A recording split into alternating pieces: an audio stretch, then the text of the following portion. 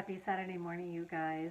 I have not done YouTube in a little bit. I have been focused on my second grade classroom. I have been really excited about creating an amazing space for my students and amazing curriculum and teaching them concepts. I mean, it's been a lot of fun, and it has also brought some things to the surface for me that I wanted to talk about today. Over the years, in the occupations that I've had, there, in the leadership communities, there just seems to be this, their focus on things regarding you. Somebody who is mentoring you, or somebody who is your quote unquote boss, um, and feedback. In fact, feedback had been a really, really negative term in my life generally for years. I grew up in an atmosphere of an incredible amount of criticism. And so I didn't build up like a proper self-esteem. I mean, I really didn't. And and then it didn't help adding to this idea that if you have proper esteem, then you're conceited, then you're stuck up, then you're an egomaniac, you're a narcissist. Having but there's a difference in having self-love and self-respect, and also the knowledge of ourselves. And so what's happened over the years is that when I've been getting feedback, I haven't always agreed with it. Like, some of the feedback I agree with, and some of the feedback I don't agree with. And here's another aspect that has been really challenging for me, is that I am not the type of person to throw someone under the bus. So if one of my teammates makes a mistake, I cover it, or I fix it, or a lot of times I don't even call it to their attention. And I don't know if that's right or wrong, but that's just the way I do it. And I have taken a hit over the years for doing these kinds of things. So now I'm being mentored. Being in a Waldorf classroom has been new for me. I have never done this.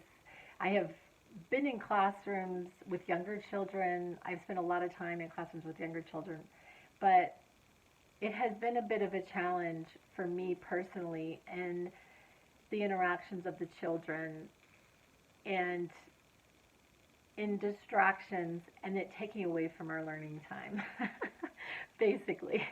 So I feel like I'm spending like an exorbitant amount of time just trying to keep us as a group on task, because I really, really, really want them to learn.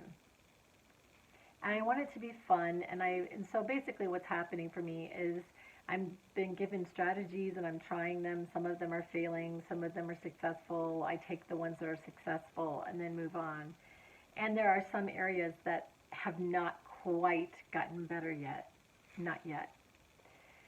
But yesterday I got some feedback that my brain, and I talked extensively about this idea that our brains get locked into negativity. So I got some feedback, and my brain has just been fixated on it.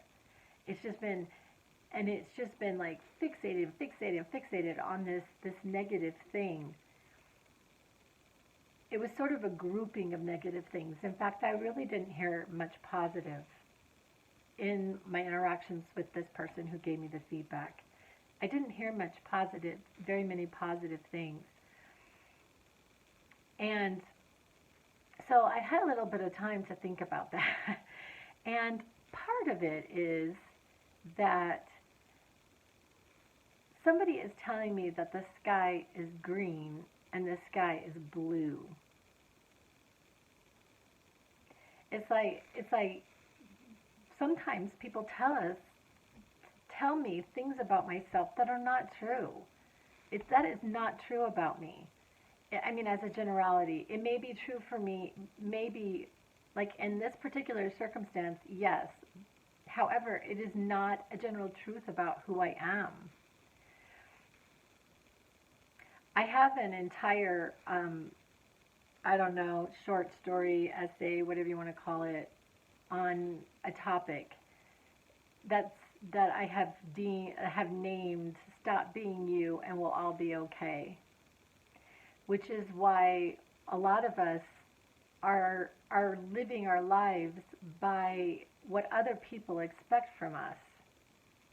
Like, you know, we're not supposed to be a certain way. Stop being you. Stop being you. And so I have shared in previous videos that I had been on antidepressants. I'd been on Paxil. I'd been on different types of antidepressants for years. And I think the primary reason why was because I lived in this state of angst, that the feedback that I was getting about myself was was not what I felt like I was. And so I took a pill, and then I was compliant. I was I was seemingly happy. I was somebody other than myself for the people around me.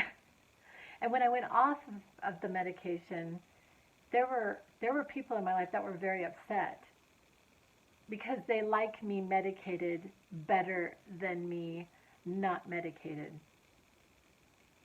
And actually what's coming to mind for me is that this may be part of why we get addicted to substances and things in our life, to escape who we are, because we have this fundamental belief that we're not right, that somehow who we are is not right.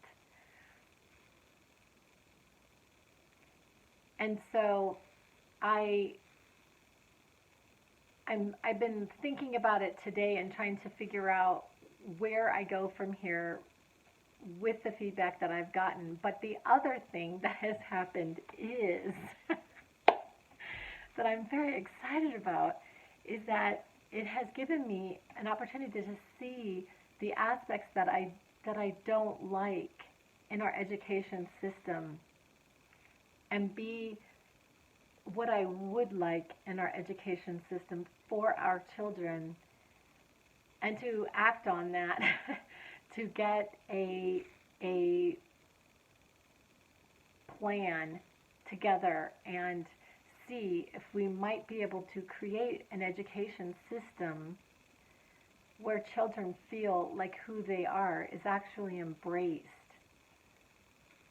This has been like a real challenge for me in the classroom, has been accepting children how they are and having it be okay around other people. And I haven't quite figured it out. Like, I don't want them to be a bunch of soldiers. Sit right, stand right, get in a line. It's like, do this now. It's it's sort of like being a drill sergeant instead of a teacher.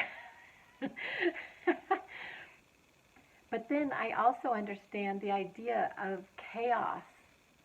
Like, there has to be some structure when we're in social settings, or else chaos may ensue. But I think maybe teaching children reverence, which is something that I really think is pretty become a little bit obsolete in our society, reverence, that I learned going to church, that I learned when I was in supposedly God's house, the way that I dressed, the way that I acted, that I was quiet, that we talk differently in a library than we do on a playground. And I think that reverence for each other and reverence for our things. I'm going to end this YouTube, but I wanted to share one of the children last week. She buckled and fell to the ground sobbing.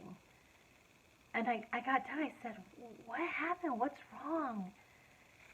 And she said, my shell, it broke. And one of her best friends in the class had given it to her. She was so sad that she broke down in tears. And I know how I feel when my favorite thing breaks because it's happened to me. And I have actually cried at times when things have broken that were special to me. I've also had students actually start crying when one of their friends is hurt. So these children are capable of incredible compassion, and I think that when we have that reverence for each other in a classroom, that chaos will be minimized because we'll be just generally more careful for each other. And I think that this can be in a broader sense. Anyway, I'm off to the farmer's market and and other things I'm going to be doing today. I love you guys. I'll be back.